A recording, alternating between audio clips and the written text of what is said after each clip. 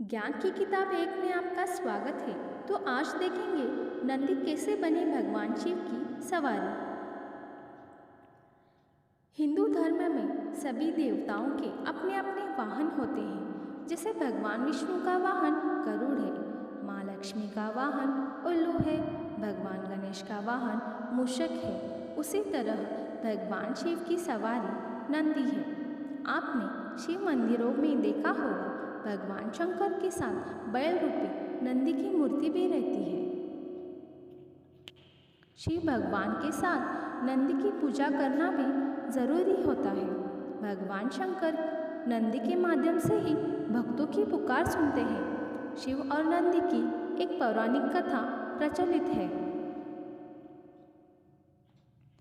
एक पौराणिक कथा के अनुसार ब्रह्मचारी व्रत का पालन कर रहे ऋषि शिलाद को भय होने लगा कि उनकी मृत्यु के बाद उनका वंश समाप्त हो जाएगा।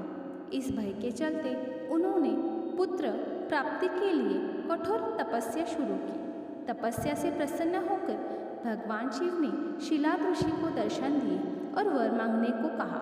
तब शिलाद ऋषि ने शिव से कहा कि ऐसा पुत्र चाहिए जिसे मृत्यु ना छू सके और उस पर आपकी कृपा बनी रहे। भगवान शिव ने उसे आशीर्वाद देते हुए कहा कि उसे ऐसे ही पुत्र की प्राप्ति होगी। अगले दिन ऋषि शिलाद एक खेत से गुजर रहे थे। उन्होंने देखा कि खेत में एक नवजात बच्चा पड़ा है। बच्चा काफ़ी सुंदर और लुभावना था। उन्होंने सोचा कि इतने प्यारे बच्चे को कौन छोड़कर चला गया।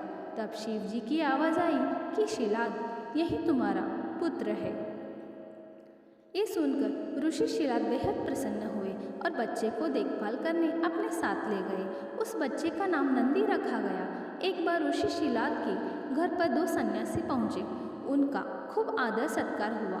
इससे प्रसन्न होकर सन्यासियों ने ऋषि शिलाद को दीर्घ आयु का आशीर्वाद दे दिया, लेकिन नंदी के लिए एक शब्द भी नहीं बोला।